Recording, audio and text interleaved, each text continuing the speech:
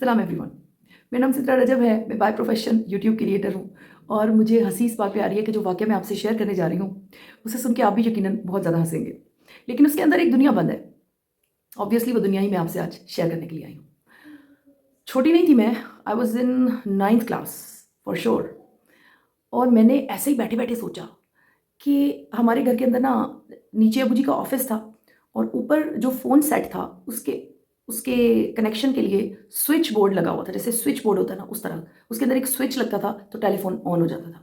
मेरे दिल में ख़्याल आया कि इतना मेरे पेरेंट्स बिल देते हैं फ़ोन का, तो फ़ोन को क्यों ना आसान किया जाए अपनी लाइफ़ में। तो मैंने एक नया सेट आया था, फ़ोन सेट अबू जी ने बाहर से मँगवाया था, बड़ा एक्सपेंसिव था। मैंने उसका जो है ना स्विच शेप उन्होंने आगे से स्विच वाली बनवाई थी, जिसका जो कि तार प्लग के अंदर जाके स्विच लगेगा तो फ़ोन ऑन हो जाएगा।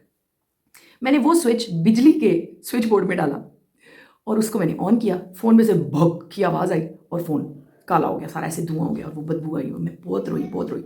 मैंने खैर वो फ़ोन उसी तरह पैक किया और अंदर छुपा दिया, जहाँ पर वो पहले पड़ा हुआ था बिल्कुल वहीं पे। मैं इतना गिल्टी फ़ील कर रही थी, मेरी नेचर में नहीं था कि मैं अपनी गलती को छुपा दूँ या खामोश हो जाऊँ या लेकिन बहरहाल मैंने वो किया because it was very expensive. तो अब्बू जी आए, उन्होंने फ़ोन नीचे बंदा बुलाया हुआ था, उन्होंने आके चेक किया फ़ोन ऑन करने के लिए। जैसे ही उन्होंने फ़ोन ऑन किया तो कोई कहानी नहीं फ़ोन की। वो कहता है कि जी इसको चेक करवाएँ, ये फ़ोन तो जल चुका है। अब्बू जी ने वो मैकेनिक के पास भेजा। वो मेरे अपने रिश्तेदार ही थे, उन्होंने फ़ोन किया, मैंने ही फ़ोन उठाया। उन्होंने कहा बेटा ये फ़ोन जो है ना, ये तो किसी ने बिजली के प्लग में डाल दिया था, तो ये तो सड़ गया है। तो मैं चुप रही। मैं उनको क्या कहती? उन्होंने कहा बेटा अब्बू आएँगे ना उनको बता देना। मैंने कहा जी ठीक है। अब्बू जी नमाज़ पढ़ के वापस आए।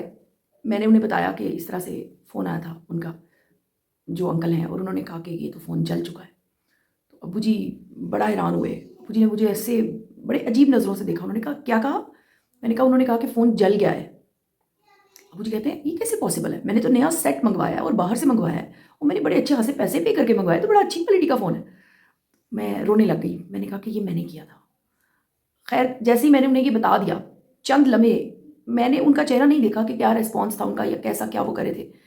चंद लम्हे के बाद उन्होंने मुझे अपने साथ लगा लिया और उन्होंने कहा कोई बात नहीं। ये एक वाक़या था जिसने मेरी लाइफ़ चेंज कर दी। मैंने देखा ज़िंदगी में इतनी आसानी आई इस वाक़ये के बाद। अपनी गलती को मान लेना, अपनी गलती को एक्सेप्ट करने का जो सुकून है, वो मैंने उस वक़्त महसूस किया। इतनी बड़ी गलती, लेकिन मानने के बाद उतना ही बड़ा सुकून। जितनी बड़ी गलती, उतना बड़ा एक्सेप्टेंस और फिर उसके बाद उतना बड़ा रिवार्ड। छोटा नहीं है, ये मामला छोटा नहीं है। इसको डिस्कस करना आसान है, लेकिन इसमें से पास आउट करना बहुत मुश्किल है। मैं बालों में तेल लगा रही थी, तो मेरे हाथ से तेल की बॉटल गिर गई।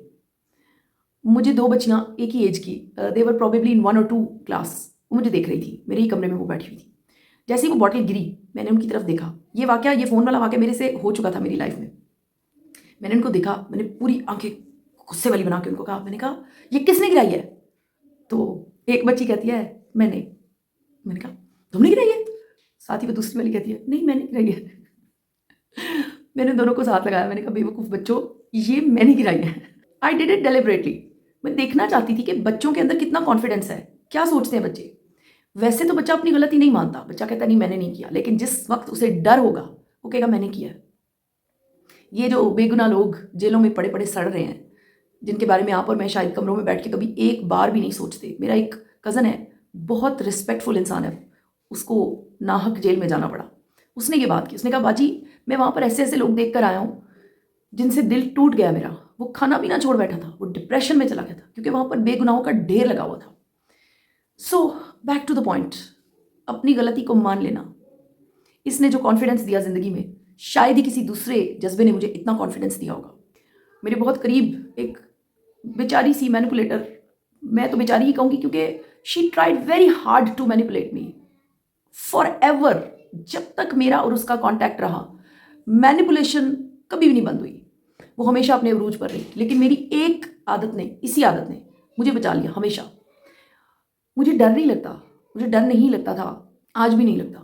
गलती हो जाने से डर नहीं लगता, क्योंकि जब मैंने गलती की तब मेरे पास जितनी इन्फॉर्मेशन थी, यकीनन जब मैंने उस गलती को एक्सेप्ट किया, ज़ाहिर है वो मेरे सामने प्रूव हो गई कि वो तो गलत थी। तो उसके बाद ये बिल्कुल दाग की तरह है ना, दाग लग जाए तो आप उसको साफ कर देते हैं, तो that is clean now. What is the issue behind?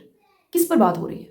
मैं देखती हूँ लोग लोगों को डराते हैं, तुम्हारी ये गलती अगर उसको पता चल गई तो कभी सोचा है? तो फिर मेरी बात मानो। This is this is only happening because of our weaknesses. हम खुद लकीर के फ़कीर, हम खुद cling to the miserable condition रहते हैं, इसलिए दूसरा बंदा हमें यूज़ करता है accordingly. So shortly and precisely अपनी गलती को माने। ये बिल्कुल ऐसा ही है जैसे आप जंप करते हैं एक जगह से दूसरी जगह पे। जंप करें और इस सिचुएशन को एंजॉय करें। You will feel best in your life.